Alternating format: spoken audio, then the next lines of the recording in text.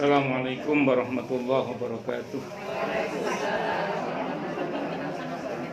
Bismillahirrahmanirrahim. Alhamdulillahi rabbil alamin. Wa bihi nasta'inu ala umurid dunya waddin. Wassalatu wassalamu ala asyrafil anbiya'i wal mursalin, sayyidina wa habibina wa syafi'ina wa qurrati a'yunina wa maulana Muhammadin wa ala alihi wa ashabihi wa dzurriyyatihi ajma'in, amma ba'd. Asyhadu an la ilaha illallah wa asyhadu anna Muhammadar Rasulullah wa ufawwidu amri ilallah. Innallaha basirum bil ibad. Hasbiyallahu la ilaha illa huwa alaihi tawakkaltu wa huwa rabbul arsyil azim. Qala Allah ta'ala fi kitabihil karim hikayatan an nabiyillahi Musa alaihi salam. Rabbi shrah li sadri wa yassir li amri wahlul 'uqdatam min lisani yafqahu qawli. Para alim, para asatidzah, para ibu-ibu sekalian, hafidhani wa hafidhakunallah. Bil khusus sahibatul bait Ibu Sri, istrinya Pak Yahya, yang semoga beliau beserta keluarga besarnya dan kita semua selalu dalam naungan rahmat, barokah, perlindungan serta bimbingan Allah Subhanahu wa ta'ala. Amin Allahumma amin insyaallah. Dan saya doakan semoga kemuliaan ibu-ibu sekalian selalu dijaga dan ditingkatkan terus oleh Allah Subhanahu wa ta'ala sebagai seorang muslimah, sebagai seorang istri, sebagai seorang ibu, dunia hingga surga. Amin Allahumma amin insyaallah. Baik, kita masih melanjutkan insyaallah kajian kita tentang kitab At-Tadhkirah karya Al-Imam Al-Qurtubi rahimahullah rahmatan wasi'atan wa rahimallahu ulama al-muslimin.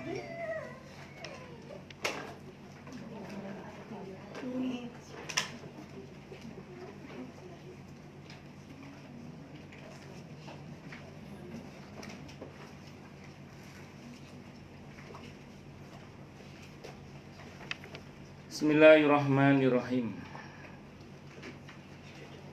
Fakhayyil li nafsika ya ibna Adam. Maka bayangkanlah untuk dirimu wahai anak Adam. Bayangkan kalau kematian itu terjadi pada diri kita.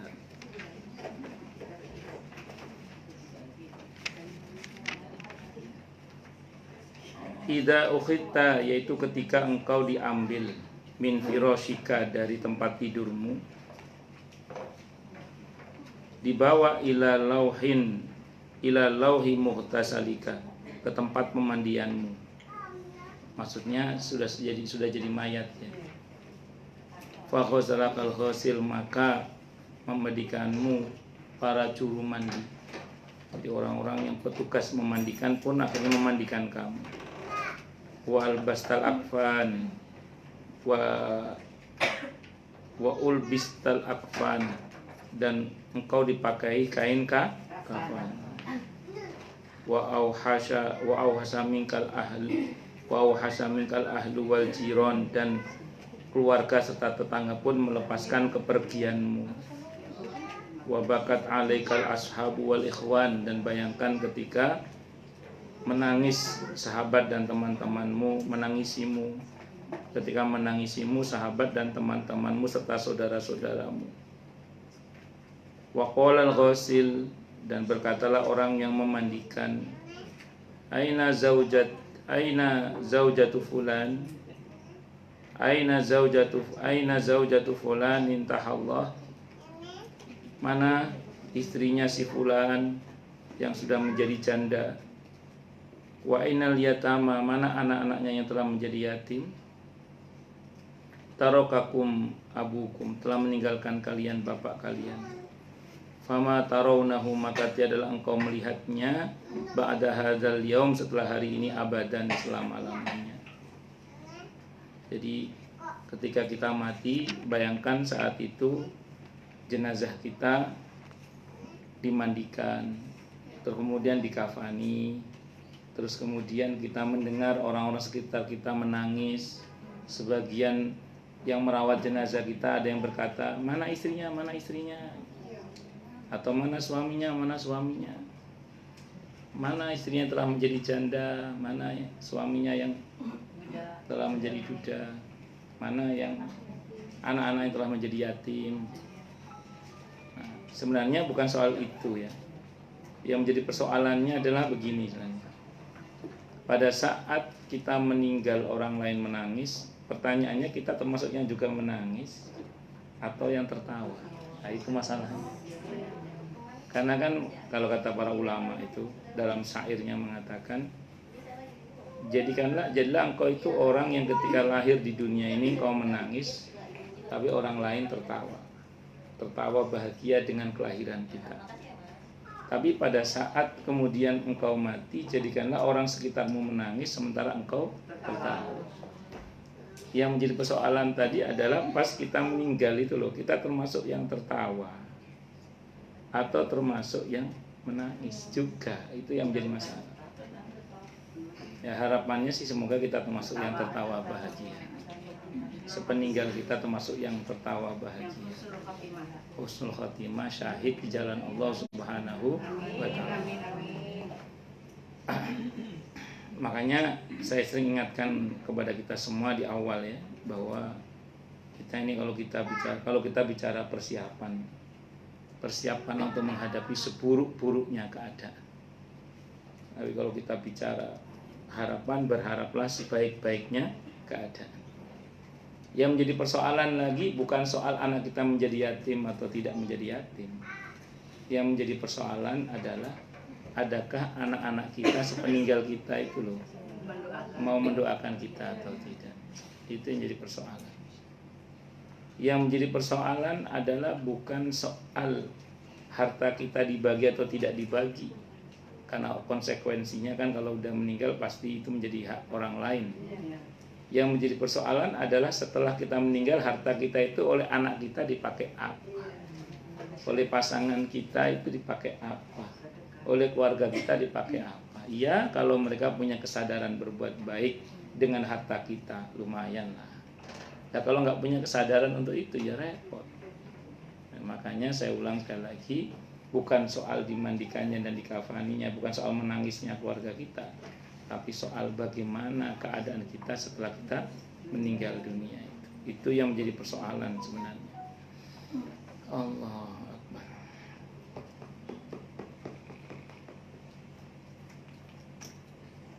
Qala ulama'una, berkata para ulama kami rahmatullah alaihim, fa idza kana hadzal amr qad asabal anbiya'a wal mursalina wal awliya'a wal muttaqin fama lana an dzikrihi masyghulin. Maka apabila ada perkara ini sungguh telah menimpa para nabi dan para rasul dan para wali-wali, para kekasih-kekasih Allah dan orang-orang yang bertakwa, maka mengapakah kita ini mengapakah kita ini kok tidak sibuk memikirkannya atau kok tidak sibuk mempersiapkannya. Jadi kalau kejadian huru-hara kematian itu begitu dahsyatnya, kenapa sebagian kita ini kok malah santai-santai saja, tidak sungguh-sungguh mempersiapkannya? Mungkin saat ini kita masih tertipu ya. Kita masih sering beranggapan bahwa yang perkara yang besar itu adalah perkara-perkara duniawi. Sehingga bagi kita itu perkara besar kalau anak kita belum dapat pekerjaan misalnya. Bagi kita ini perkara besar kalau seandainya uang kita berkurang misalnya. Bagi sebagian kita mungkin masalah besar kalau menjelang pensiun misalnya. Oke lah, memang itu nyatanya masalah besar pada saat kita hidup di dunia. Tapi ketika kita nyawa di kerongkongan, kita baru sadar Ternyata perkara besar itu adalah perkara yang berhubungan dengan akhirat ketika kita melalaikan sholat. Ternyata itu perkara yang besar ketika kita melalaikan kewajiban kita sebagai hamba Allah kepada Allah dan melalaikan kewajiban kita pada sesama. Ternyata perkara besar itu ketika kita tidak pernah baca Al-Quran. Ternyata perkara besar itu ketika kita melalaikan beribadah kepada Allah Subhanahu wa Ta'ala. Itu orang baru sadar itu ketika nyawa di kerongkongan. Cuman celakanya begitu sadar nyawa di kerongkongan itu udah terlambat. Nah, mumpung kita masih hidup, ayo mulai sekarang yang harusnya kita jadikan sebagai skala prioritas itu adalah akhirat.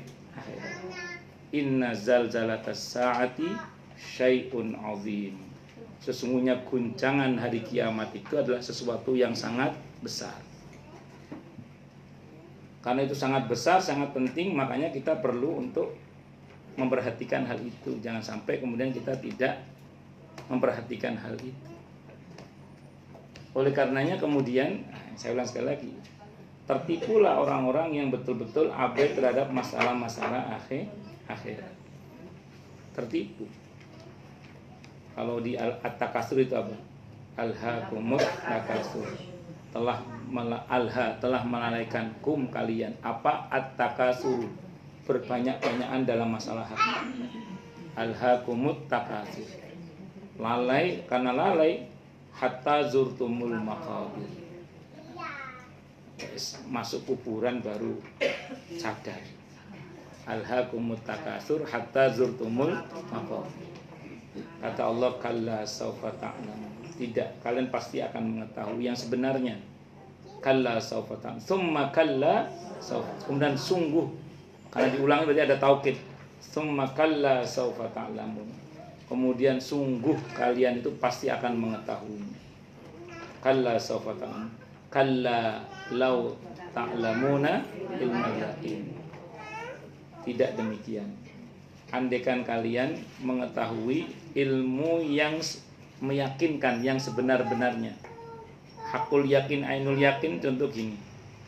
Ini gelas. Nah, ini gelas. Hakul yakin, ilmu yakin. Ini gelas.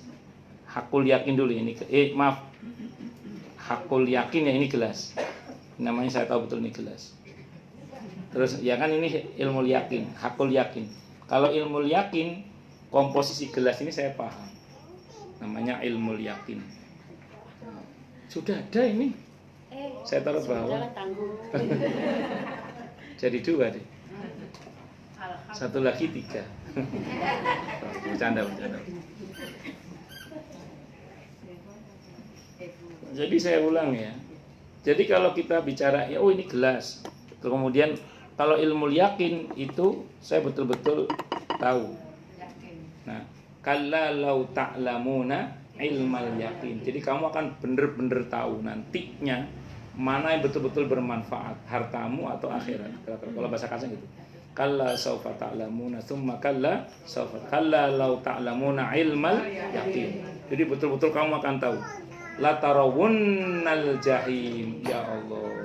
Pas tahu ngerti ibadah itu penting, sayangnya saat itu kita sungguh sedang melihat neraka. Naudzubillah min syarri dzalik. Pas sadar, pas mau masuk neraka. Naudzubillah. Makanya mumpung kita masih hidup, ayo sadar dari sekarang.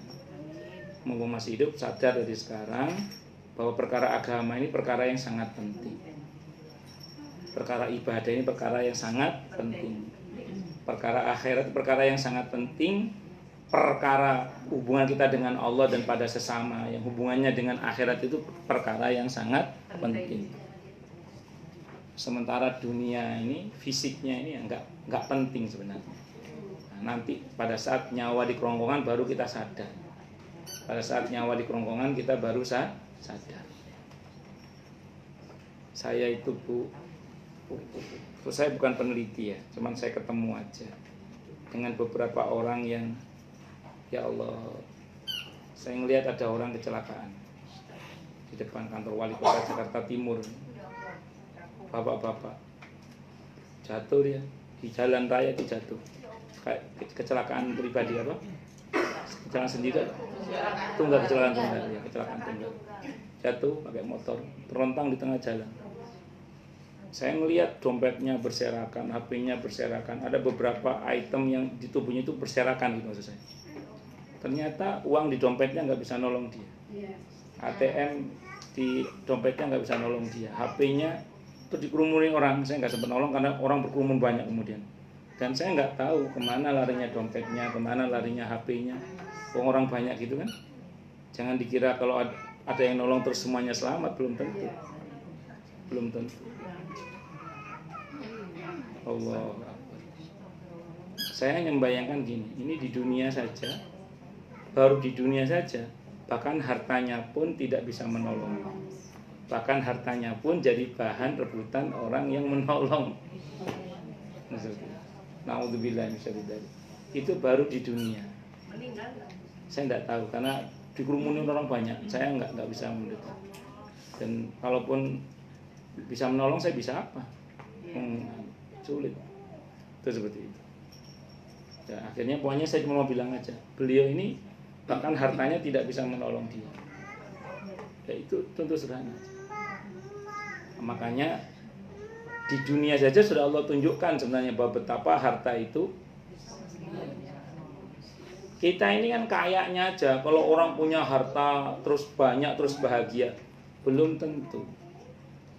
Kalau memang ukuran kebahagiaan adalah harta, tentu orang yang banyak hartanya dia akan bahagia. Nyatanya tidak semua orang yang berharta bahagia. Buktinya yang bunuh diri ya banyak orang kaya. Di Jepang itu yang bunuh diri itu rata-rata orang yang IQ-nya di atas 200. Iya, di Jepang itu. Malah sing goblok-goblok malah gak bunuh diri. Sing pinter-pinter malah sing bunuh diri. Ya. Bosnya Hyundai di Korea bunuh diri.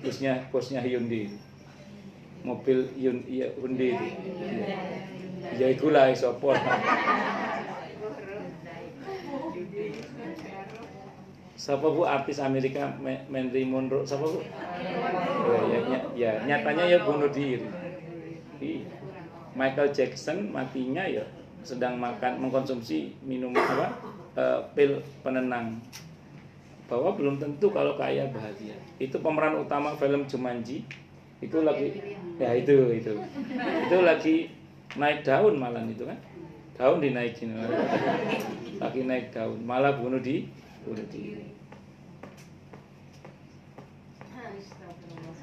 Terus gimana kalau begitu? Ya berarti harta itu bukan segala-galanya.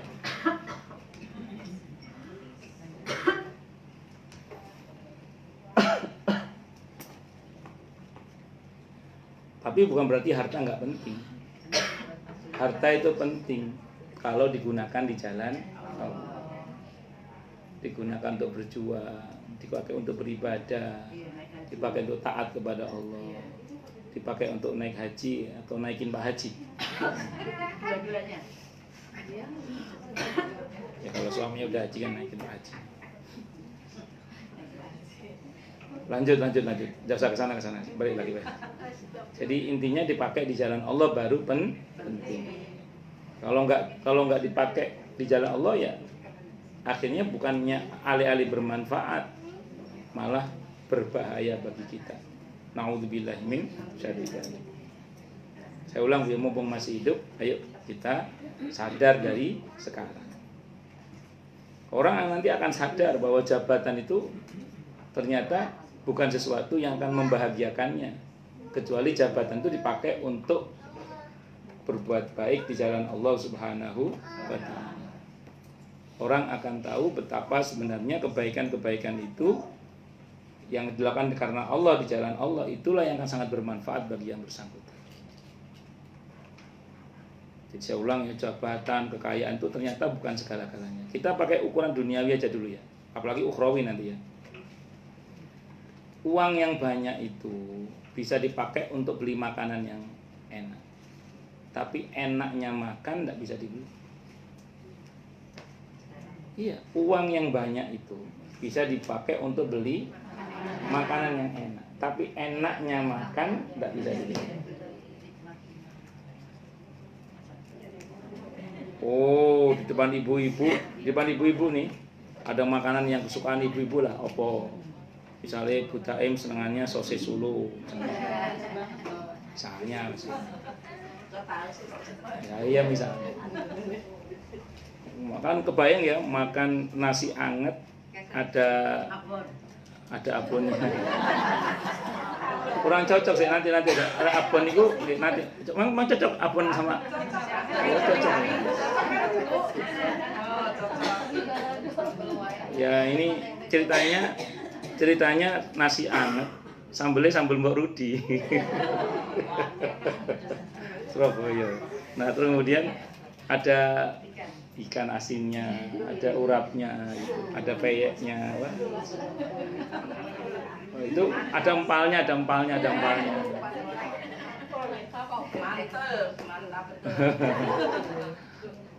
Itu walaupun katanya enak, tapi belum tentu bisa dinikmati dengan enak. Karena enaknya makan tidak bisa dibeli. Loh, gimana mau enak makan sementara anak sakit misalnya? Tidak enak makan. Gimana mau enak makan sementara misalnya suami lagi ada masalah di kantor? Gimana mau enak makan sementara istri ngomel aja gak enak makan?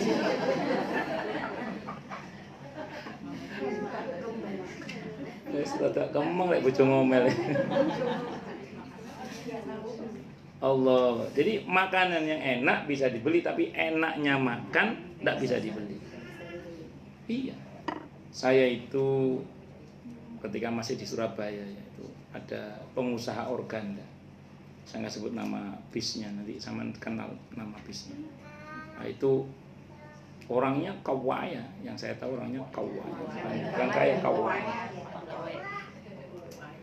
Itu hari-hari makannya itu cuma kentang sama air putih. Hari-hari. Pembantunya yang gajinya cuma saat itu ya sudah lama 750.000 cuma sebulan saat itu. 750.000 tahun 90-an lah itu. 750.000 gajinya. Ya gede lumayan itu. 750.000. Kalau sekarang 750.000 banyak utangnya. Itu soto, sate, siti dimakan semua. Ya Siti karena istrinya namanya Siti. Kok bisa begitu? Ya memang begitu. Jadi yang satu itu punya uang banyak tapi nikmatnya makan tidak bisa dia. Yang satu walaupun uangnya banyak tapi nikmat makan dia dapat. Saya mau tanya, andekan bisa ditukar. Bos, tukar posisi bos. Sampean yang ada di posisi saya. Saya jual 5 miliar. Supaya enak makan jual 5 miliar. Kalau orang kaya dibeli apa dibeli itu? Dibeli. Tapi karena nggak bisa ditukar ya sudah. Itu namanya enaknya makan nggak bisa dibeli. Itu baru enaknya makan. Tempat tidur yang enak bisa dibeli, tapi enaknya tidur nggak bisa dibeli. Tempat tidur yang enak bisa dibeli, tapi enaknya tidur nggak bisa dibeli. Ini kisah nyata. Ada pengusaha dari Jogja, saya nggak sebut nama pengusahanya. Beliau ini sering diundang ke Jakarta. Diundang di Jakarta itu, beliau ini sering diundang oleh ada yang ngatain saya Ustadz 1000 Umahat. Oh, soalnya yang undang saya banyak Umahat Ustadz. Kalau yang undang saya Abak ya Ustadz 1000 Abak. Tidak apa-apa saya live-kan di Facebook ya supaya banyak yang ngaji gitu maksudnya.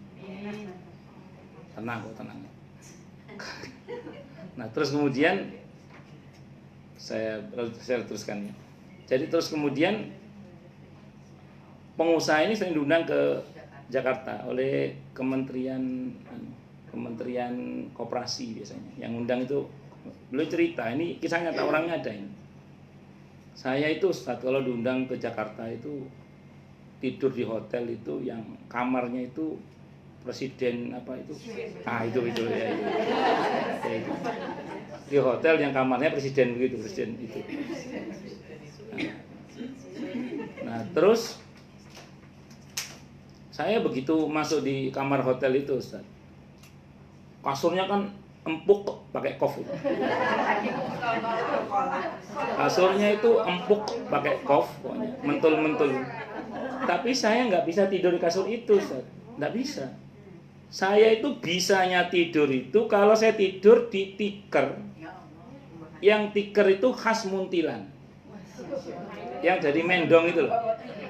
Tikar, jadi beliau itu kemana-mana bawa tikar dari Muntilan itu. Yang dari mendong itu. Dari mendong. Mendong itu tanaman sawah yang dikeringkan, ya kayak ilalang gitu.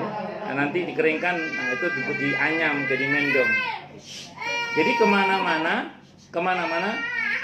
tak apa-apa, biar apa-apa. Iya, calonnya wali. Wali Allah. Amin Allah. Nah itu, beliau itu bawa mendong itu. Jadi begitu masuk ke kamar itu, saya nggak tidur di kasur itu, tidur di itu ya itu. Di tikar itu, iya taruh bawah, nggak bisa tidur. Oh enggak, tidur di bawah nggak bisa dia, nggak bisa. Allahu Akbar. Saya punya jamaah di Kemang juga itu. Orangnya, saya beberapa kali pengajian di rumahnya itu, orang kewaya, kasurnya itu empuk-empuk, tapi tidurnya disirap dia, nggak bisa karena ada penyakit di punggungnya. Jadi tidurnya di papan, disirap di papan itu. Iya nggak bisa. Kalau ini nggak, memang dia dari kecil bisanya di mendong itu. Saya bilang sama yang bersangkutan, kalau saya lihat kasur gitu Pak, pengennya bikin anak terus lah, saya bilang gitu. Untuk kasur kayak ngono ya, kono juga tertarik tuh karena ya itulah nikmatnya tidur nggak bisa dibeli. Tempat tidur yang enak bisa dibeli, enaknya tidur nggak bisa dibeli. Iya. Jadi tempat tidur yang enak bisa dibeli, tapi enaknya tidur itu nggak bisa dibeli. Allahu Akbar. Saya diundang jamaah yang ada di Klender. Ada jamaah saya di Klender itu. Saat saya diundang itu, beliau sudah 7 hari nggak bisa tidur, suaminya. Saat saya diundang di Klender itu, sudah 7 hari suaminya nggak bisa tidur. Saya diundang dalam perjalanan lewat BKT itu, dari rute Harapan Indah sampai BKT itu, selama perjalanan itu saya lihat ada tukang becak ngeringkuk di becaknya tidur, enak ya. Terus dalam perjalanan di BKT ada tukang ojek tidur di motornya gitu, swanteng tukang ojek. Saya membatin, seandainya mereka saya bawa dan saya sampaikan kepada orang jamaah saya yang orang kaya di Klender itu, saya bilang, Pak, ini ada 2 tukang ojek, 1 tukang ojek, 1 tukang becak, mau nuker posisi Pak, dijual, enaknya tidurnya dijual Pak, 1 miliar. Kira-kira dibeli apa dibeli? Dibeli. Sayangnya nggak bisa dibeli. Oh, berarti nikmat enaknya makan itu mahal. Nikmat enaknya tidur itu mahal. Kebayang nggak pagi-pagi makan roti Maryam sama gulai kare kambing, minumnya teh ala Arab, ambil ngemil rumah walet. Wah, mantep di rumahnya kakaknya ini. Ya Allah. Ya enak, enaknya makan, masya Allah. Di rumahnya kakaknya Arum, itu rumahnya kakaknya Arum, rumah orang tuanya Arum itu. Rumah orang tua, ya wis. Nah, tapi saat itu zaman pas kuliah ya di Libya ya, di Libya betul. Ambil persiapannya atau sudah kuliah? Apa? Oh, kursus aja.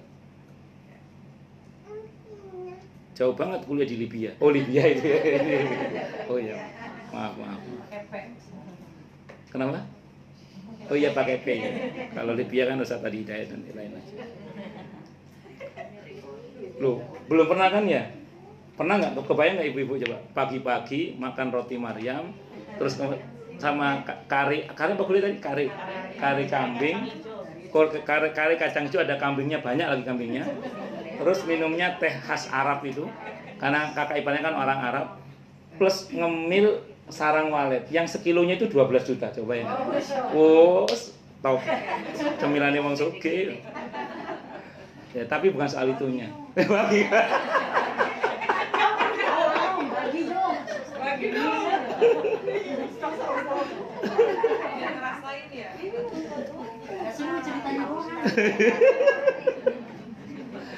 Enggak, saya cuma mau cerita itu nikmat yang luar biasa. Nah, saya mau teruskan lagi, ini belum selesai. Lanjutannya gini, Bu. Lanjutannya gini.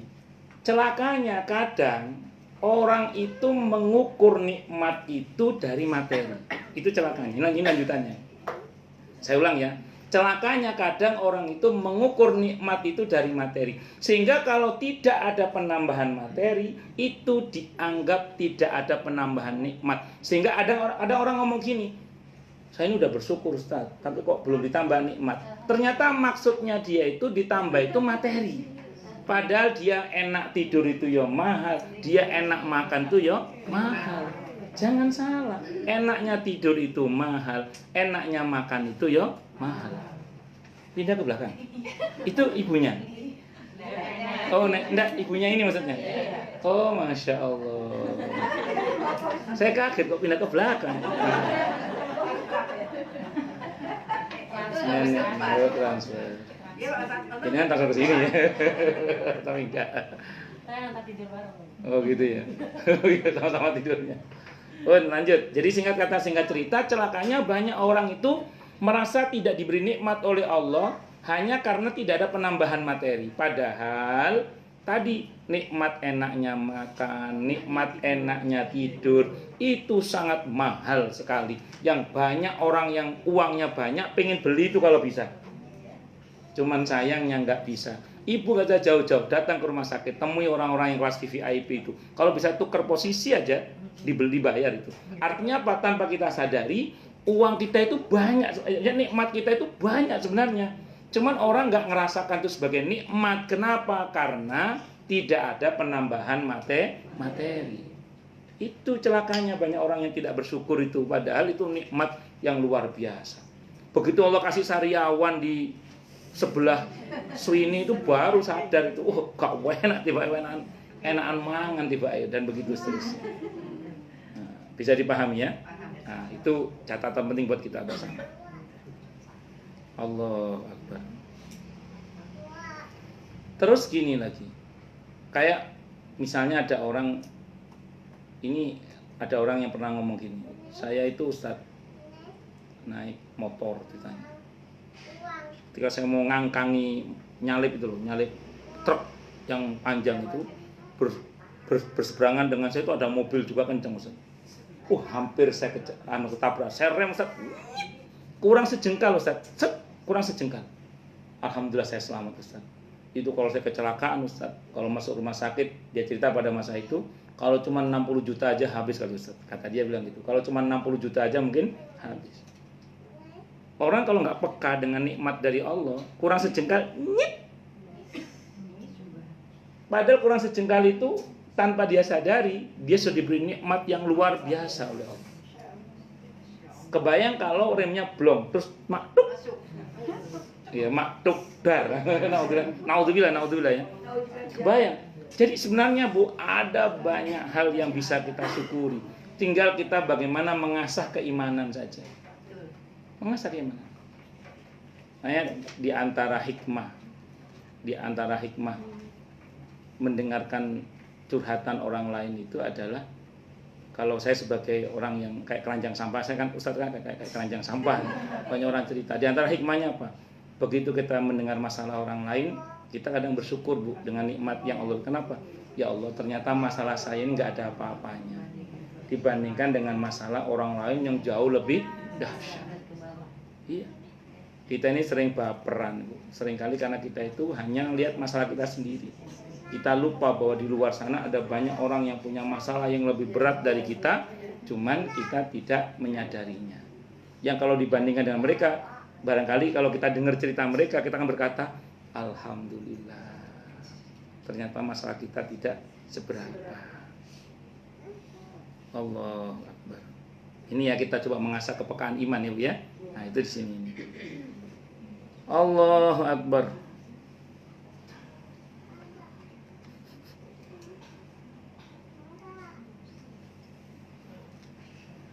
tadi dikatakan fa idza kana hadzal amru qad asabal anbiya wal mursalin wal awliya wal muttaqin famalana an dzikrihi mashghulin wa anil isti'adadi lahum mutakhallifin.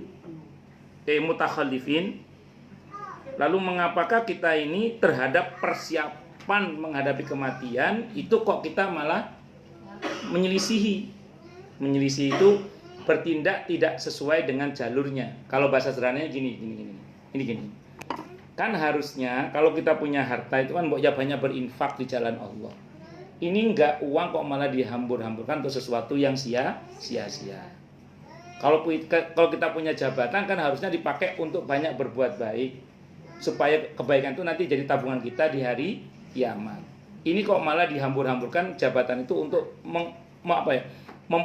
memperkuat posisi dia di dunia tapi melupakan posisi dia nanti di akhirat. Ini kok aneh orang ini kalau bahasanya para ulama gitu. Sudah tahu kematian begitu dahsyatnya, sudah tahu begitu hebatnya nanti kejadian hari kiamat, tapi aneh kok tidak beraksi untuk mempersiapkan diri guna menghadapinya. Kita nggak usah jauh-jauh, Bu. Kita bicara tentang event penting dalam kehidupan kita. Sebut saja misalnya jenengan mau mantu. Persiapannya, kalau Anda menganggap mantu itu kejadian yang luar biasa, Anda akan persiapkan dengan baik atau tidak? Ya. Akan dipersiapkan dengan baik. Maka persiapan menghadapi acara mantu itu akan sungguh-sungguh dipersiapkan bahkan dari beberapa bulan sebelumnya. Betul ya? Bahkan untuk cari gedung dari setahun sebelumnya kadang. Iya. Gak nemu. Itu nanti Mbak Arum ya kalau nyari gedung nanti. Amin insyaallah. Tapi halaman belakangnya Mbak Arum itu lebar loh. Iya. Iya, enggak usah gedung, itu belakang itu lebar itu. Tinggal mobilnya aja dikeluarin itu mobil-mobilnya. Ada truk gitu ada. Nah, itu jadi Mbak konsepnya Mbak garden apa Mbak itu? Ya partigat ya, iya. Model pesta misbar itu loh, grimis berbara. Buatan. Saya doakan Mbak Arum segera ketemu jodohnya. Ya, dimudahkan dapat yang soleh, yang qurratu'ain, kaya lahir batinnya dunia akhiratnya. Amin Allahumma amin. Ustadz Heri Abu Wais tolong dicarikan ya ini teman saya. Yang pakai cadar ini. Ini ada teman saya Ustadz ini. Sebarangkali ada yang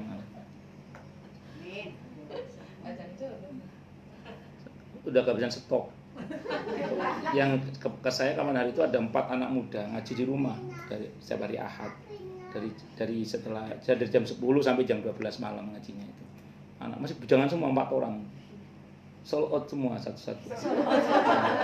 Ya pas pas kenal Mbak Arum sudah pas laku semua udah. Iya, kan belum laku, lumayan lah. Tapi saya doakan Mbak Arum, amin insyaallah. Jodoh nggak akan kemana. Saingan di mana-mana. Oh, lanjut.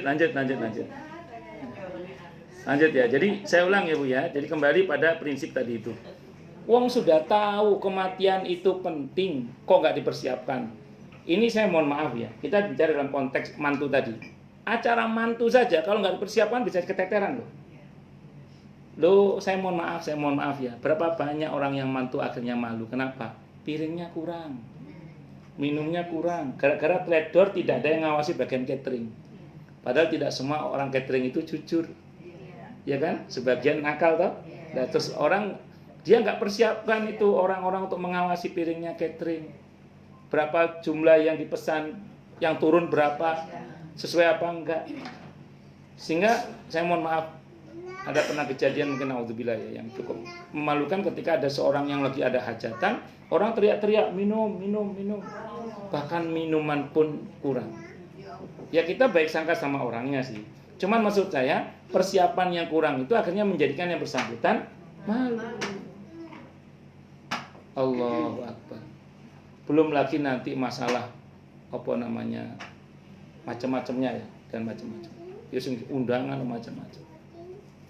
Makanya itu baru masalah dunia, apalagi masalah akhirat. Masalah dunia masih bisa direvisi. Masih bisa direvisi masalah dunia. Kalau masalah akhirat, saat itu kita tinggal nunggu keputusan. Kalau masalah akhirat, saat itu kita tinggal nunggu keputusan. Iya, kalau keputusannya kemudian menjadikan kita diperbaiki keadaannya oleh Allah karena kita punya tunjangan-tunjangan amal. Seperti sedekah jariyah, seperti misalnya anak-anak soleh yang masih mau mendoakan kita. Ada banyak kebaikan-kebaikan dalam bentuk ilmu yang pernah kita ajarkan sehingga diamalkan. Iya, kalau kita punya stok amalan-amalan yang bisa membantu keadaan kita nanti di akhirat dengan izin Allah. Kalau nggak ada terus gimana? Rak pelongo-pelongo. Iya, lek pelongo-pelongo lah digepuki yang malaikat tapi ya terus. Kalau cuma pelongo-pelongo doang sih masih mending lah. Lah kalau mohon maaf ya digepuki sama malaikat gimana terus keadaan? Allahu Akbar. Ini yang penting kita pahami bersama. Maka mumpung kita masih hidup, mari kita semua, tidak hanya Anda tapi juga saya, kita persiapkan untuk menghadapi kemungkinan-kemungkinan yang terburuk saat kematian. Makanya saya bilang tadi ya, kalau kita bicara persiapkanlah untuk menghadapi seburuk-buruknya keadaan. Tapi kalau bicara harapan, berharaplah sebaik-baiknya keadaan. Mohon dianugerahi taubatan nasuha sebelum wafat. Mohon dirahmati saat wafat, diringankan saat sakaratul maut, terus diampuni setelah kita wafat. Mohon pada Allah agar anak-anak kita rajin mendoakan kita. Mohon ya terus kita minta. Pokoknya kalau harapan, berharaplah sebaik-baiknya keadaan. Tapi kalau kita bicara persiapan, persiapanlah untuk menghadapi seburuk-buruknya keadaan. Pun, paham nggih? Lanjut sekarang. Allahu Akbar. Terus dikutip oleh Imam Al-Qurtubi firman Allah di surah Shad. Tolong bacakan terjemahnya buat saya. Surah Shad ayat 67-68 itu.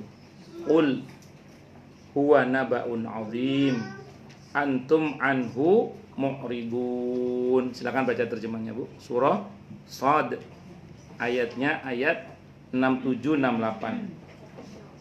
Ya, surah Shad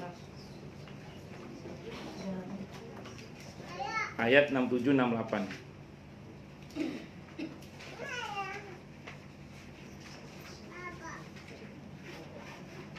Ketemu? Silakan baca terjemahnya. Katakanlah, itu Al-Quran adalah berita besar yang kamu berpaling darinya. Ya, Al-Quran itu berisi berita-berita penting. Naba sendiri itu udah berita penting. Naba sendiri itu udah berita penting. Ditambah azim lagi. Di antara berita Al-Quran tentang apa, Bu? Tentang kematian dan kehidupan setelah kematian. Makanya mumpung kita masih hidup, ayo kita persiapkan sungguh-sungguh untuk menghadapi hari penting itu. Makanya ada orang yang mengatakan yang lebih penting dari sekedar mengingat hari lahir adalah mengingat hari kematian kita. Jadi yang lebih penting dari sekedar mengingat hari lahir adalah mengingat hari kelahiran kita. Kan banyak orang itu yang lebih fokus pada hari lahirnya itu. Padahal yang harus lebih kita fokuskan setelah kita lahir adalah hari kematian kita. Kira-kira pada hari kematian kita sedang ngapain ya? Tentu semoga kita dalam keadaan sedang berbuat baik yang diridhoi oleh Allah. Amin Allahumma amin. Bu, jangan bayangkan pas kita mati kita sedang beribadah kepada Allah. Bayangkan kita mati dalam keadaan yang bisa jadi sedang durhaka kepada Allah, naudzubillah. Karena orang itu kan akan dimatikan berdasar pada kebiasaannya. Maka mau masih hidup, ayo kita semua membiasakan diri dalam kebaikan yang diridhoi oleh Allah. Semoga nanti wafat kita pada saat kita sedang berbuat baik yang diridhoi oleh Allah. Kalau kebiasaan tidur Makanya jangan tertidur tapi tidur. Makanya jangan tertidur Bu Taim tapi tidur. Apa bedanya tertidur sama tidur? Kalau tertidur yang nggak ada niat langsung tidur gitu aja dan hukumnya mubah, nggak ada pahalanya, nggak ada dosanya. Cuman kalau Anda tidur itu berarti Anda pasang niat kan? Saya mau tidur untuk istirahat supaya nanti saya bisa beraktivitas dengan baik. Saya mau tidur untuk bisa nanti supaya bangun malam untuk tahajud. Saya tidur supaya nanti besok saya bisa berbuat baik lebih banyak sekarang untuk istirahat. Bisa dipahami? Nah, jadi kalau bisa jangan tertidur Bu Taim, tapi tidur. Kalau tidur ada nilai pahalanya Bu Taim. Tapi kalau asal tidur ya nilainya mubah, nggak durhaka juga sih, gitu. Atau tidur dalam rangka untuk menghindari maksiat. Cara yang paling efektif menghindari maksiat itu diantaranya tidur itu. Jadi kalau udah mulai neko-neko macam-macam pikiran yang nggak jelas, wes tidur aja udah. Iya, daripada kemudian kita mikir yang macam-macam, berbuat yang macam-macam, yang aneh-aneh, mending tidur. Turu. Nah, niatnya apa? Menghindari maksiat.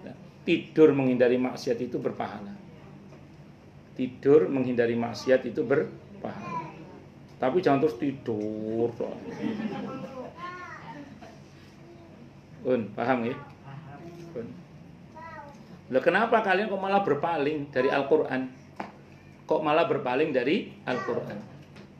Sudah tahu Quran itu berita penting kok malah berpaling. Maksudnya apa? Kok nggak ada persiapan sama sekali gitu loh untuk mensikapi, untuk menghadapi keadaan yang sangat penting, yang sangat genting nanti di akhirat. Kok nggak ada persiapan sama sekali? Kalau mau kita teruskan, mana kebaikan yang telah kamu persiapkan yang Allah ridhoi untuk menghadapi hari-hari itu? Sudah kita persiapkan nggak amalan-amalan yang mengundang pertolongan Allah pada hari-hari itu? Itu kan pertanyaannya gitu. Allahu Akbar. Padahal Quran sudah ngasih tahu kita, kalau kita berpaling darinya, Allah akan berikan kita kehidupan yang sempit. Baca surah Toha. Surah Toha, surah ke-20 ayat 124 itu.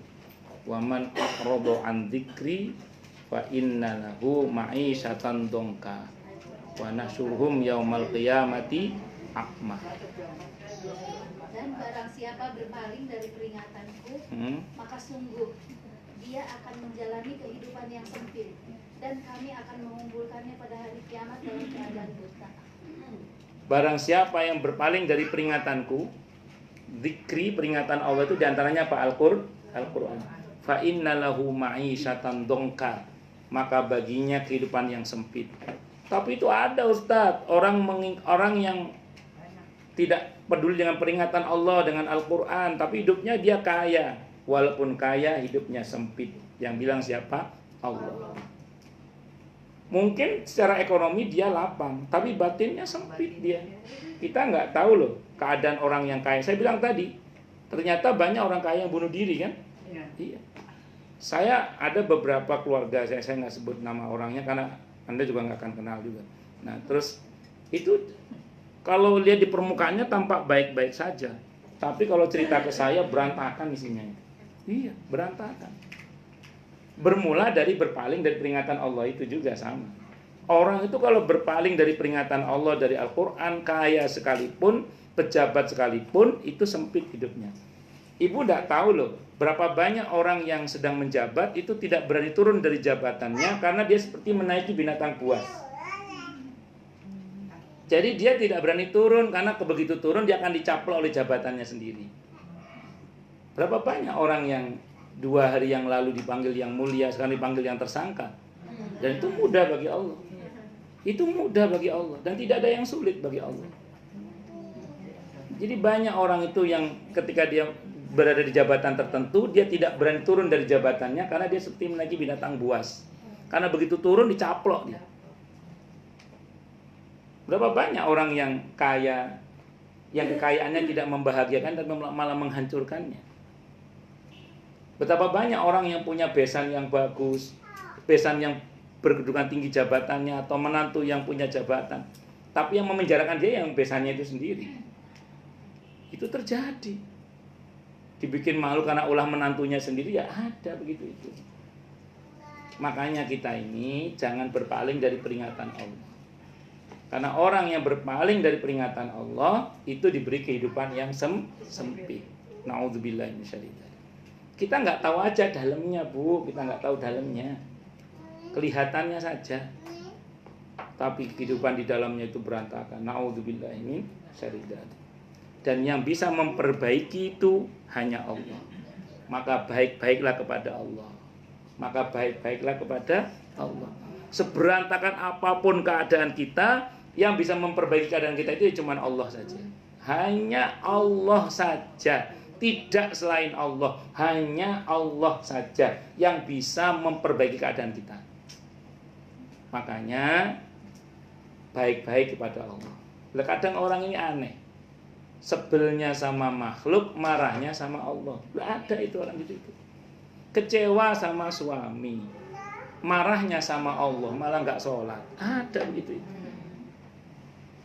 Jadi kecewa sama suami, marahnya sama Allah. Sebel sama istri, marahnya sama Allah. Kecewa sama anak, marahnya sama Allah.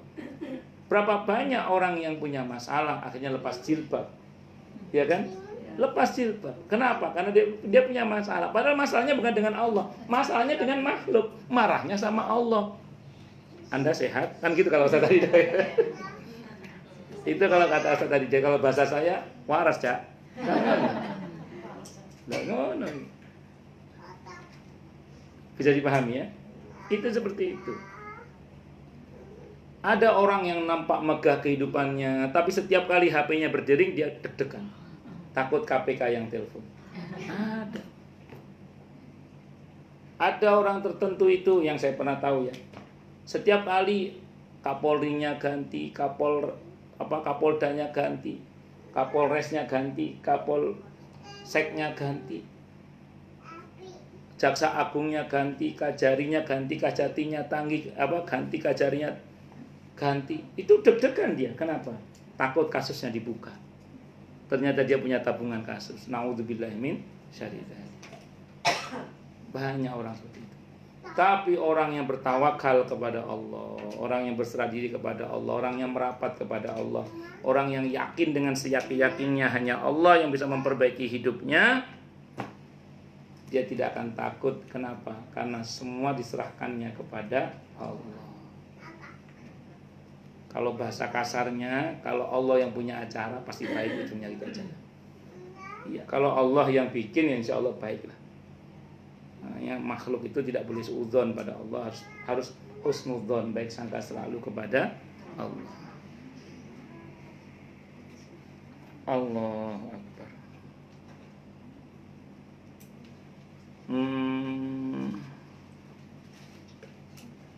Qalu, para ulama kami berkata, wa ma jara 'alal anbiya'i shalawatu 'alaihim ajma'ina min syada'idil mauti wa sakaratihi falahu faidatan. Dan apa saja yang berlaku atas para nabi shalawatullah 'alaihim ajma'in, semoga Allah memberikan sholawat atas mereka semua, dalam bentuk min syada'idil maut, dahsyatnya kematian, wa sakarati, dan sakarat dan bangetnya sakaratul maut, falahu faidatani, maka baginya itu ada dua faidah. Jadi kalau kita baca kenapa para nabi itu ditampilkan oleh Allah dahsyatnya kematiannya, itu ada dua faidah. Yang pertama, ihdahuma ayya'rifal makhluk ayya'rifal khalqu miqdaru alamil mauti, supaya makhluk itu paham kadar sakitnya kematian. Wa annahu batinun, karena sungguhnya sakitnya kematian itu perkara batin, perkara yang enggak kelihatan. Waqad yattali'ul insanu ala ba'dil mauta, dan terkadang memang tampak sebagian sakitnya kematian itu pada sebagian manusia, dan terkadang manusia bisa melihat, wa yattali'ul insanu, dan terkadang manusia bisa melihat atas sebagian kematian terkait dengan sakitnya kematian tadi. Fala yuru alaihi harakatun, padahal tidak tampak atasnya pergerakan-pergerakan atau tanda-tanda sakit. Padahal sakit itu perkara batin, sakitnya ruh itu perkara batin. Kadang ada orang yang matinya tampaknya baik-baik saja, padahal sebenarnya ruhnya itu menderita. Ada orang yang tampaknya menderita zahirnya, tapi sebenarnya ruhnya malah bahagia, itu juga ada. Makanya kita nggak boleh seudon, ada orang mati hitam, wah kena adab, padahal itu karena sirosis atau gagal ginjal. Ada orang mau mati meringis, oh diadab, padahal itu karena faktor sakit fisiknya. Nah, padahal ruhnya nggak sakit, yang sakit itu fisiknya. Ada orang mau mati seperti tersiksa karena sesak nafas, karena dia orang kena paru-paru. Sementara ruhnya dia tenang-tenang saja. Jadi bisa jadi reaksi sakit fisik itu tidak disertai dengan keadaan ruh yang sama-sama sakit, atau sebaliknya, tenangnya fisik belum tentu pertanda tenangnya ruh. Makanya kita tidak boleh suudzon pada orang yang mati, itu tidak boleh. Kita harus husnudzon, baik sangka, tidak boleh buruk sangka. Allahu Akbar.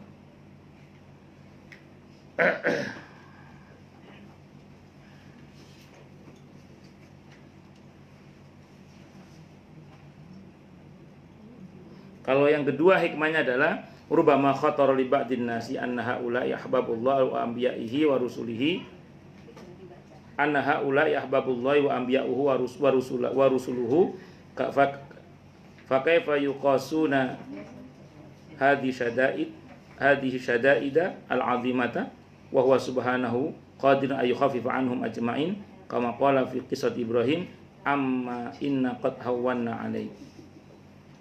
Fal jawab anna asyaddan nasi bala'an fid dunya al-anbiya tsummal amsal fal amsal. Jadi kalau hikmah yang kedua adalah agar supaya orang-orang yang dalam batinnya ini terkadang terlintas pada sebagian orang itu ungkapan bahwa sungguhnya para kekasih-kekasih Allah, para nabinya, para rasulnya, lalu bagaimana mungkin kemudian mereka para kekasih-kekasih Allah ini merasakan dahsyatnya kematian. Padahal Allah Subhanahu wa taala berkuasa meringankan beban mereka pada saat mati. Sebagaimana dalam kisah Nabi Ibrahim yang Allah berfirman amma inna qad hawwana 'alaik. Adapun sesungguhnya kami sungguh telah meringankan atasmu kematian itu wahai Ibrahim. Tapi itu aja masih dahsyat. Maka jawabannya adalah sebuah hadis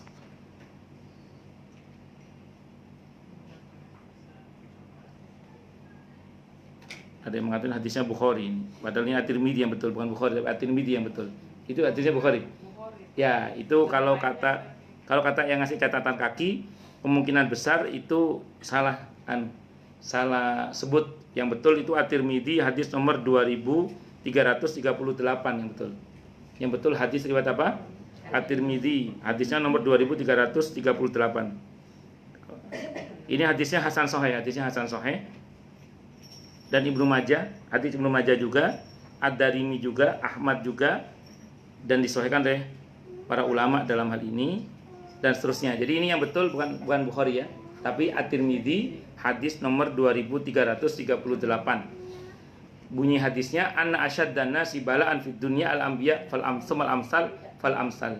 Sesungguhnya paling sangat atau paling dahsyatnya manusia apanya balanya di dunia ini adalah al-anbiya, para nabi, kemudian yang serupa dengan itu, kemudian yang serupa dengan itu. Dengan kata lain, Bu, semakin dekat dengan Allah, semakin dahsyat cobaannya.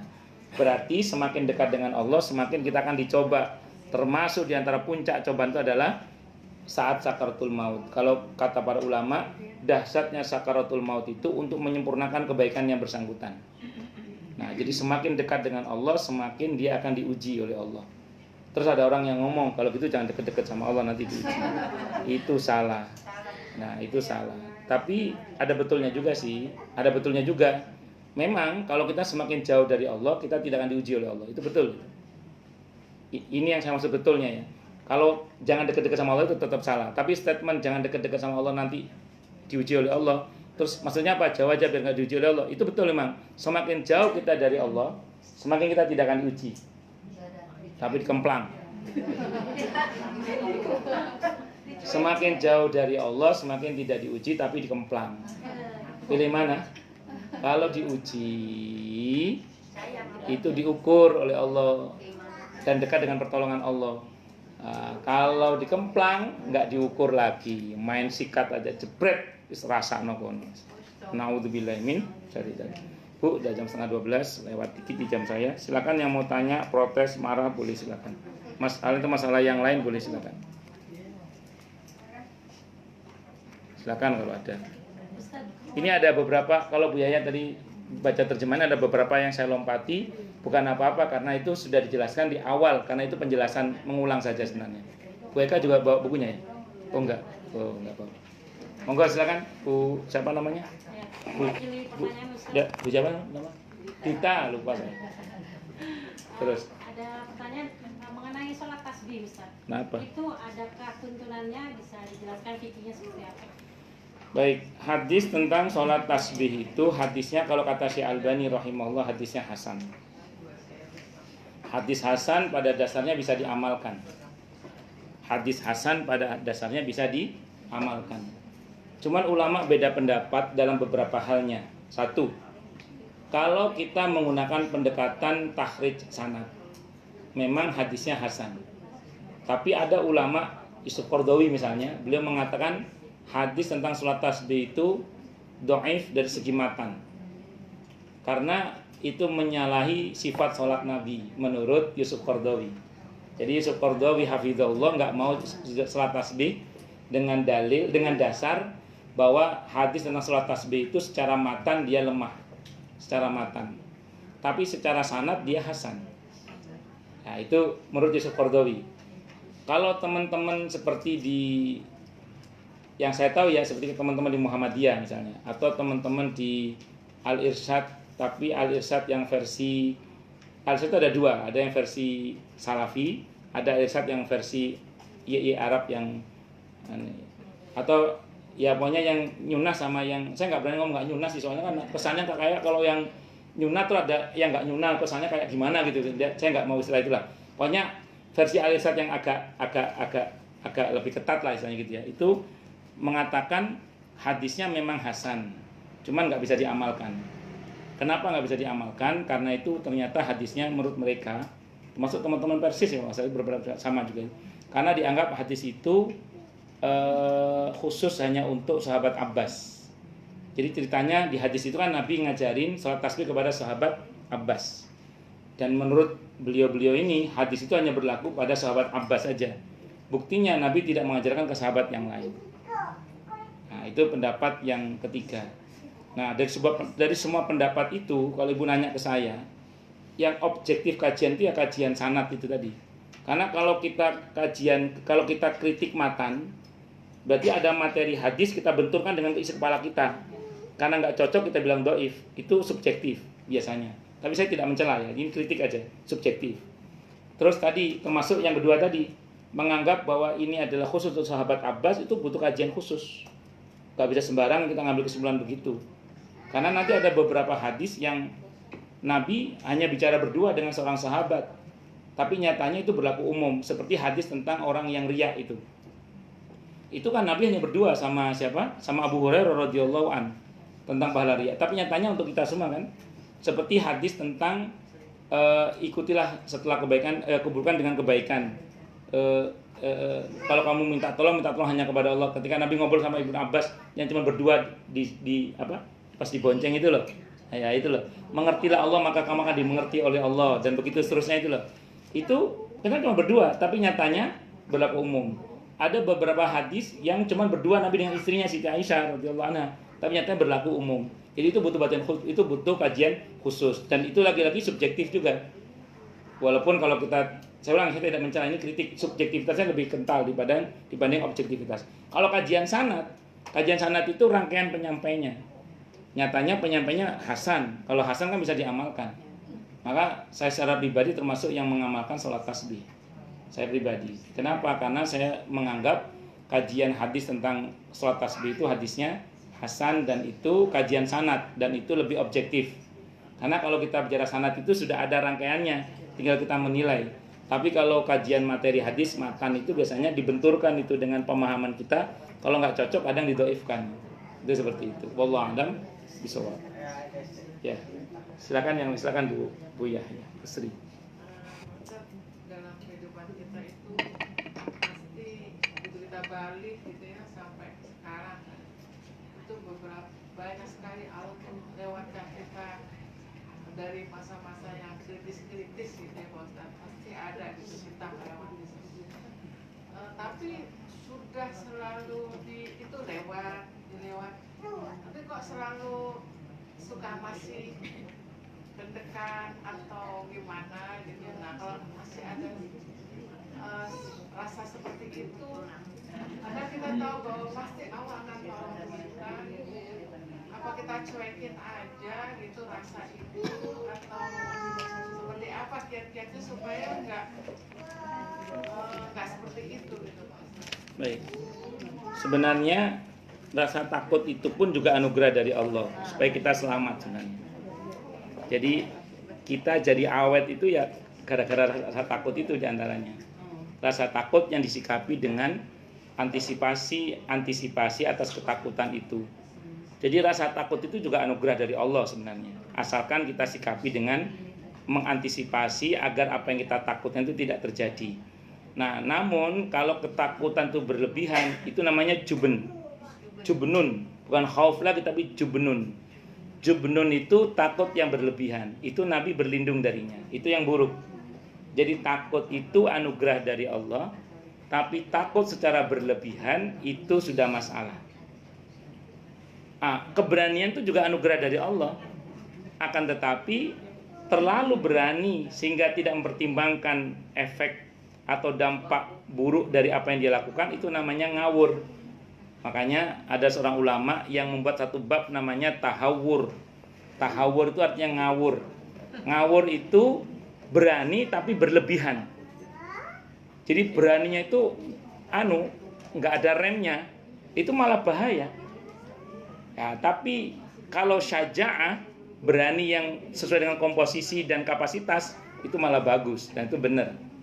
Makanya kan kalau kita punya anak pemberani, jangan dihalangi keberaniannya, tapi ajari dia untuk mengilmui keberaniannya supaya beraninya itu pada komposisi yang tepat dan benar. Nah, demikian juga kalau kita punya anak yang penakut, itu kita ajari dia untuk agar takutnya itu dengan ilmu, agar supaya dia punya langkah-langkah antisipatif yang sifatnya itu nanti akan menyelamatkan dia sifatnya. Itu seperti itu. Wallahu a'lam bishawab. Itu satu dulu. Nah, yang kedua ini rumus juga ini. Setiap ada ketakutan segera susul dengan harapan. Karena kalau ketakutan itu dibiarkan sebagai ketakutan, itu ujungnya jadi suudzon kepada Allah, buruk sangka kepada Allah. Supaya tidak buruk sangka kepada Allah, maka segera susul dengan harapan. Nah, yang bisa menetralisir ketakutan itu diantaranya adalah tawakal. Jadi tawakal. Jadi begitu ada ketakutan, sampaikan hasbunallah wa ni'mal wakil. Kalau ibu cermati sababun nuzul surah Al-Anfal ayat 61, itu tentang perjanjian Hudaybiyah, yang para sahabat takut Nabi ditipu, tapi malah oleh Allah disuruh tanda tangan, tapi dengan syarat bertawakal kepada Allah. Apa yang terjadi? Nabi betul tertipu. Jadi apa yang ditakutkan terjadi. Nabi ditipu, tapi Nabi dapat untung besar. Gara-gara ditipu itu justru kota Mekah takluk dengan izin Allah Subhanahu wa ta'ala. Makanya kalau ada ketakutan, serahkan kepada Allah dengan mengatakan hasbunallah wa ni'mal wakil. Semakin kuat ketakutannya, harus semakin kuat tawakalnya kepada Allah. Semakin kuat ketakutannya, harus semakin kuat harapannya kepada Allah. Jangan biarkan ketakutan menjelma sebagai ketakutan saja yang berujung pada buruk sangka kepada Allah Subhanahu wa ta'ala. Bisa dipahami ya, insyaallah. Ya. Silakan yang lainnya lagi. Iya, Bu, silakan. Kita dulunya pernah mencuri. Habis itu apakah dosa kita bisa ke keturunan kita, misalnya anak kita suka berbohong, lalu kita berpikir apakah ini karena dosa saya dulu gitu, karena Allah mengampuni saya. Sudah bertobat? Insyaallah. Baik. Saya mau jawab begini. Di antara nama dosa itu adalah ismun. Ismun itu artinya buntut yang panjang. Ismun itu artinya apa? Buntut yang panjang. Jadi orang itu kalau banyak berbuat dosa, kadang buntutnya panjang. Nah, mungkin anak yang suka bohong itu mungkin itu buntut dari dosa kita di masa lalu. Nah, tidak apa-apa, diselesaikan pelan-pelan aja. Nah, caranya bagaimana? Ya, kita tingkatkan kualitas tobat kita. Harapannya sih dapat pemaafan Allah. Terutama ini kan menjelang Ramadan, kita berbanyak baca Allahumma innaka afuwun tuhibbul afwa fa'fu anna. Apa bedanya ampunan Allah dengan pemaafan Allah? Kalau ampunan Allah itu kasus kita ditutup oleh Allah.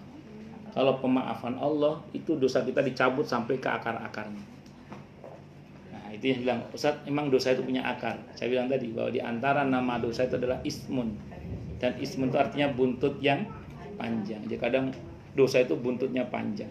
Kalau kita dapat pemaafan Allah, Allah akan cabut dosa itu sampai ke akar-akarnya. Itu diantaranya. Wallahu a'lam bishawab. Saya kira itu Bu ya. Ya dikader jadi politisi lah kalau suka bohong. Jadi politisi yang jujur maksudnya. Silakan yang lain kalau ada. Silakan. Siapa dulu yang lebih sepuh dulu ya? Yang lebih sepuh dulu ya? Monggo. Monggo Budayim. Ini Pak Ustaz, kalau anak dari kecil sudah dididik agama, sholatnya mau ke masjid, yang dididik orang tuanya. Tapi setelah dididik, setelah balik, setelah kerja, dia nggak mau ke masjid ya. Itu tapi orang tua mengingatkan itu apa masih orang tua masih dituntut dosa nggak? Wa'mur ahlaka bisolati wastabir 'alaiha. Perintahlah keluargamu itu untuk sholat dan suwabuarlah, bukan sabar tapi suwabuarlah. Bu, tugas kita hanya berusaha. Kita tidak wajib berhasil. Kita hanya wajib berusaha tapi tidak wajib berhasil. Ya, ya Ibu insya Allah tidak akan dituntut oleh Allah. Nanti Ibu cermati surah Al-Ahzab ayat 33, surah ke-33 ayat 66, 67, 68. Ayat 66, 67, 68 itu. Yauma tuqallabu wujuhuhum finnar. Pada hari di mana wajah-wajah mereka dibolak-balikkan dalam api neraka. Yaquluna, mereka berkata, ya laitana, aduh, ata'nallaha wa ata'nar rasulah. Andaikan aku dulu taat pada Allah dan Rasulnya, tentu aku tidak masuk neraka begini. Wa qalu, dan mereka berkata, Rabbana, wahai Tuhan kami, inna, sungguhnya kami masuk neraka ini gara-gara ata'na sadatana wa kubara'ana fa'adalluna sabila. Gara-gara dulu kami mentaati pemimpin kami dan orang-orang besar di antara kami, maka mereka menyesatkan jalan kami. Pemimpin dalam arti luas, gubernur, wali kota, presiden. Dalam arti sempit bagi anak siapa? Orang tua. Maka mereka menyesatkan jalan kami. Bisa dalam arti orang tuanya memang menyesatkan, disuruh jadi copet, jadi pengemis, atau anak itu dicuekin, akhirnya anak itu tersesat. Apa kata anak ini? Rabbana atihim bi'afain minal adzabi wal anhum la'nan kabira. Wahai Tuhan kami, berikanlah kepada pemimpin kami, orang tua berarti kalau bagi anak, 2 kali lipat siksa yang kami rasakan, dan laknatlah mereka dengan laknat yang besar. Tapi catatannya ketika orang tuanya menyesatkan anak itu. Lah ini enggak, anak orang tuanya udah ngingetin, menasihati, mendoakan, dasar anak yang dablek ya wis. Saya kira itu. Ketakutan tadi Ustaz, istri anak saya meninggal nggak sakit, bangun tidur. Sekarang tinggal kakak. Jadi kalau dia panas sedikit, saya tuh langsung yang aduh gimana nih, dia takut. Tapi saya tahu alastologi kumpul balas saya, nah saya takut tetap Allah. Tapi sekarang kakaknya laki perempuan? Oh, yang meninggal dulu perempuan? Iya. Terus? Udah 2 tahun ini tapi masih yang rasa takut, yang dia itu kalau pulang sekolah panas langsung aduh ya Allah gimana sih, kebingungan gitu. Hilanginnya gimana? Tidak usah dihilangkan. Saya ulang tadi, ketakutan itu justru jadikan sebagai senjata untuk kita mengantisipasi kemungkinan buruk. Daripada ibu nggak ada ketakutan terus ibu berlaku teledor, malah bahaya. Nah, cuman jangan berlebihan. Satu dulu. Nah, cara ngeremnya tadi, begitu ibu ada ketakutan akan bla bla bla, perkuat harapan kepada Allah. Begitu ibu ada ketakutan, perkuat harapan kepada Allah. Semakin menguat ketakutan, semakin perkuat harapan dan tawakal kepada Allah. Nah, ketakutan itu biarkan saja, nggak apa-apa. Yang penting tidak berlebihan. Jadikan sebagai senjata ibu untuk mengantisipasi kemungkinan. Jadi jangan salah loh, ketakutan itu bukan sesuatu yang buruk kalau tidak berlebihan. Kalau berlebihan itu jadi penyakit, itu yang dilarang dalam Islam. Justru ketakutan itu sebagai sarana kita untuk mengantisipasi kemungkinan yang buruk. Makanya saya kalau ada orang ngomong saya takut, saya bilang ya udah, diantisipasi ketakutan itu. Jangan sampai apa yang kita takutkan itu terjadi. Itu langkah konkretnya. Ya, saya kira itu ya. Jadi apa yang pernah terjadi pada ibu, trauma itu jadikan sebagai sarana ibu untuk semakin berhati-hati, dan jangan lupa semakin menguat ketakutan itu semakin menguat pula harapannya kepada Allah, dan jangan lupa bertawakal kepada Allah. Itu ya Bu ya. Baik. Ada lagi, monggo silakan Bu Guru. Habis azan kita kan berdoa. Ya. Boleh nggak kita ngangkat tangan? Ibu nanya ke saya? Iya. Ya, saya jawab boleh. Nah, iya, kalau ibu nanya ke saya jawab boleh. Iya, sama Ustaz. Ya, jawaban saya adalah boleh. Gini, saya harus jelaskan semuanya. Memang ada beberapa ustadz yang mengatakan tidak boleh mengangkat tangan pada saat berdoa setelah menjawab adzan. Alasan beliau adalah karena tidak ditemukan dalil. Tidak ditemukan, bukan tidak ada, tidak ditemukan dalil. Itu teks yang saya baca dari syekhnya yang saya tahu ya. Karena tidak ditemukan dalil bahwa Nabi mengangkat tangan pada saat menjawab adzan. Saya ulang ya, bukan tidak ada loh ya. Tidak ditemukan dalil bahwa Nabi mengangkat tangan pada saat menjawab adzan. Bu, bagi ulama yang membolehkan mengangkat tangan, mereka punya rumus. Yang tadi yang melarang itu alasannya. Kalau yang membolehkan alasannya sederhana, Bu. Kalau nggak ketemu dalil khusus, pakai dalil umum. Kalau nggak ketemu dalil khusus, kan tidak ditemukan, bukan tidak ada, tidak ditemukan dalil bahwa Nabi mengangkat tangan setelah menjawab adzan. Nah, bagi ulama yang kedua yang membolehkan itu mengatakan begini, yang membolehkan mengangkat tangan, yang menganggap sunnah mengangkat tangan maksud saya. Itu kalau nggak ketemu dalil khusus ya pakai dalil umum. Dalil khususnya kan nggak ketemu. Dalil umumnya sekarang, apa dalil umumnya? Hadisnya sahih mutawatir. Nabi itu tidak pernah berdoa mengangkat tangan melebihi pundaknya kecuali saat istisqa. Jadi Nabi itu secara umum kalau berdoa mengangkat tangan. Kata Ibnu Abbas digabungkan dua tangan di depan wajahnya.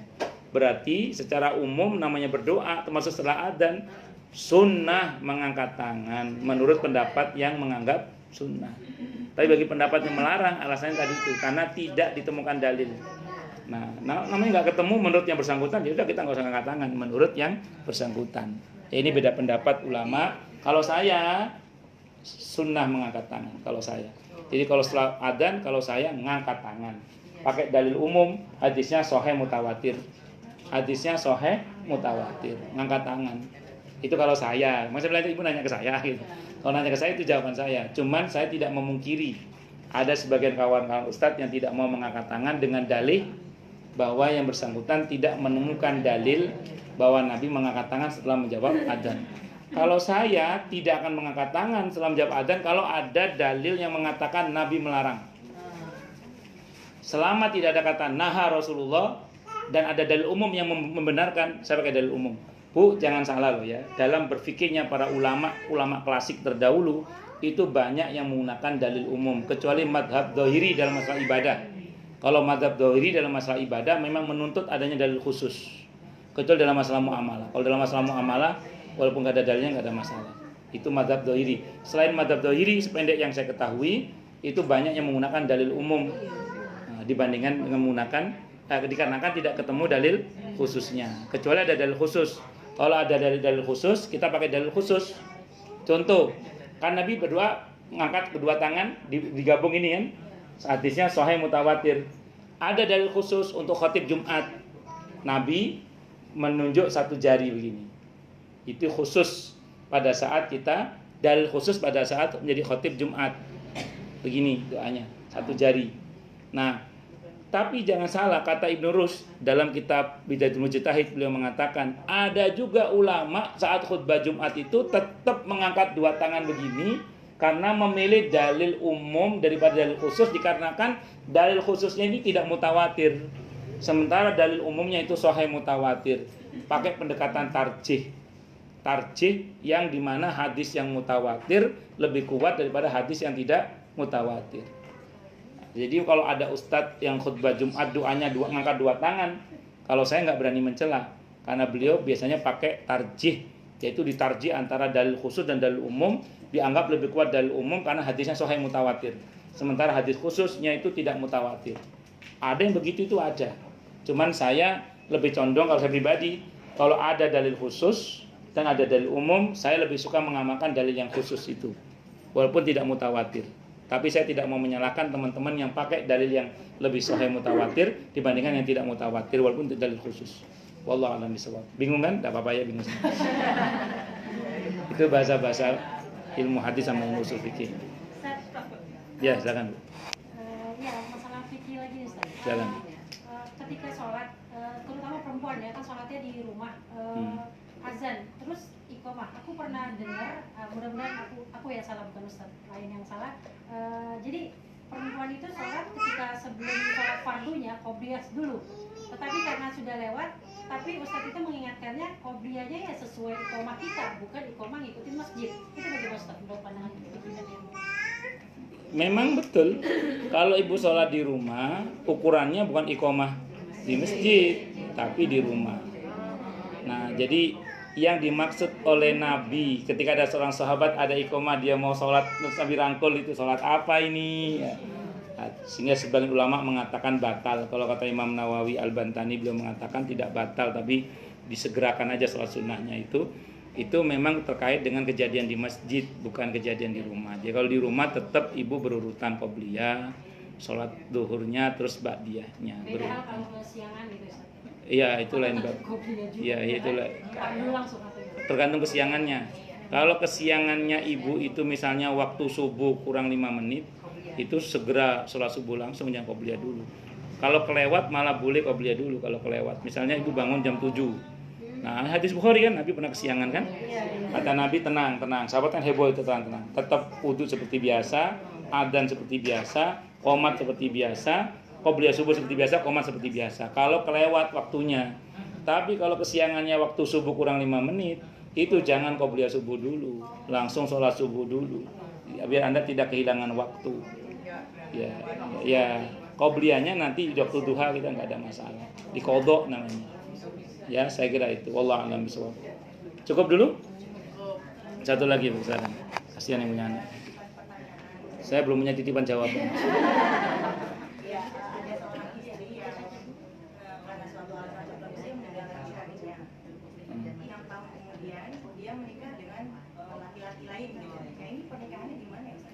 Sudah ada kata putus. Gak ada kata cerai dari suami, gak ada kata cerai gugat dari istri juga gak ada. Tidak ada kata fasah dari hakim. Tidak keputusan fasah tidak ada juga. Tidak ada aksi dari istri atau suami yang membuat pernikahannya terputus, tidak ada ya. Kecuali minggat itu aja ya. Pernikahan itu mitsaqan ghalidha. Ikatan yang sangat kuat. Berpisah berpuluh-puluh tahun sekalipun selama tidak ada kata putus dari hakim, selama tidak ada kata talak dari suami, selama tidak ada hal-hal yang menyebabkan pernikahannya batal seperti murtad misalnya, maka pernikahan itu kokoh sampai surga insyaallah. Ya. Berarti status wanita itu masih istri suami yang pertama. Itu pernikahan yang kedua tidak sah. Kecuali saya ulang ada unsur yang memutus pernikahan yang pertama. Kalau ada unsur yang memutus pernikahan yang pertama, kemudian dia begitu selesai masa iddahnya, kalau itu perceraian, kalau fasa nanti ada hitungan sendiri, itu ada beda pendapat ulama tentang masalah ini. Nah itu kalau kemudian dia menikah lagi baru boleh. Tapi kalau belum ada kata putus dari hakim, tidak ada kata talak dari suami, tidak ada cerai gugat dari istri dan kata putus dari hakim untuk menceraikan si istri, atau kemudian untuk memutus pernikahan si istri, atau tidak ada tindakan-tindakan yang menyebabkan fasah, rusak pernikahannya, maka selamanya si istri itu masih si istri itu adalah istri suami yang pertama.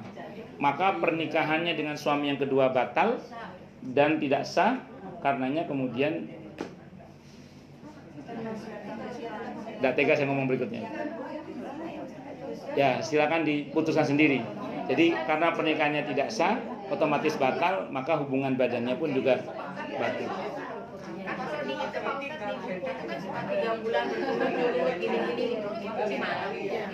Memang betul di taklik talak itu apabila saya meninggalkannya bla bla bla.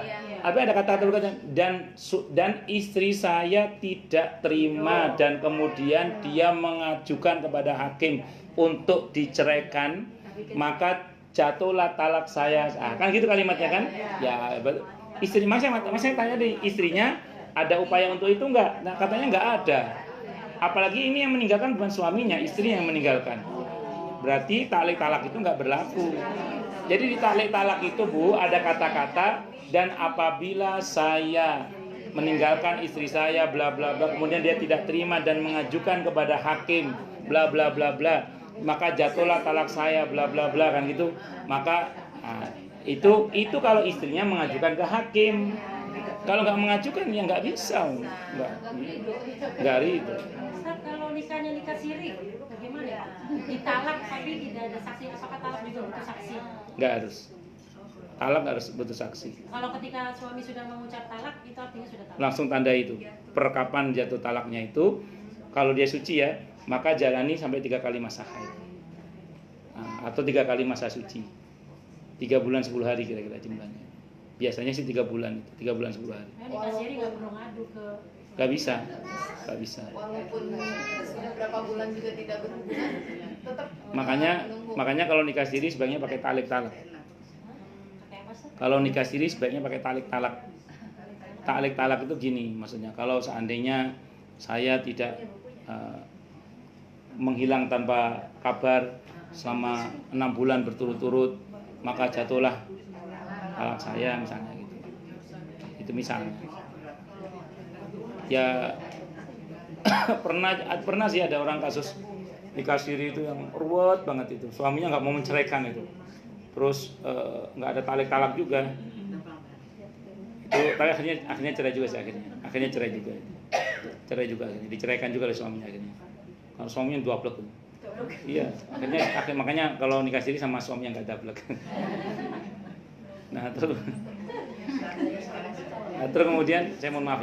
Nah terus kemudian akhirnya dia itu diceraikan oleh suaminya akhirnya. Seandainya nggak bisa, itu saya hampir mau ngasih solusi ya, membatalkan pernikahannya dengan cara murtad. Nah, jadi belum selesai. Jadi ini belum selesai. Dalam fikih itu ini pernah terjadi di zamannya ayahnya Buya Hamka. Saat itu peraturan Belanda melarang pengadilan agama melayani perceraian. Jadi hakim tidak boleh melayani kasus perceraian, tidak boleh memutus perceraian. Kalau ketahuan Belanda nanti dihukum. Nah, akhirnya saat itu ayahnya Buya Hamka yang hakim itu ngasih solusi pada ibu-ibu yang suaminya itu nggak jelas karena diculik oleh Belanda. Iya, diculik oleh Belanda itu kan.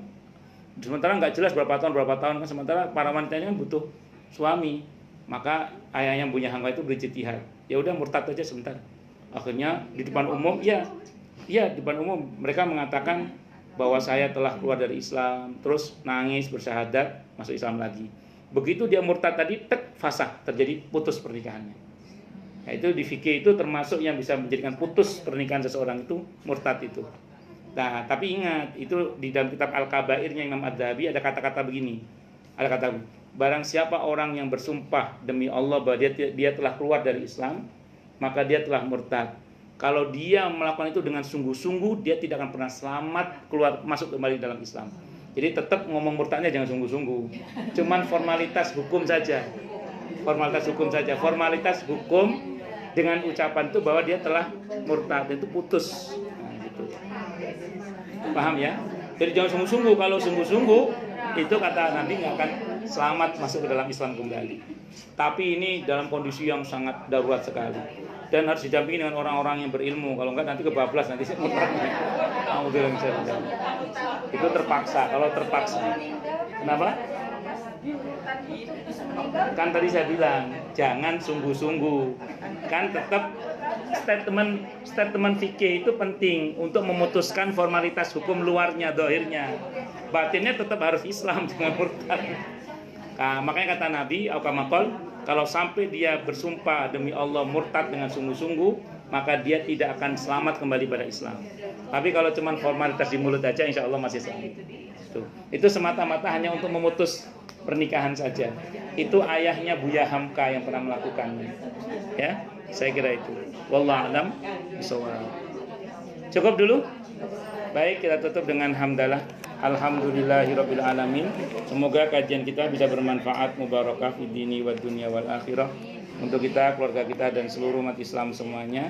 Dan mudah-mudahan kita semua dijadikan oleh Allah sebagai orang-orang yang sukses dunia akhirat, selamat dunia akhirat, bahagia dunia akhirat, dan dipermudah setiap urusan kita oleh Allah fid dini wad dunya wal akhirah. Semoga Allah limpahkan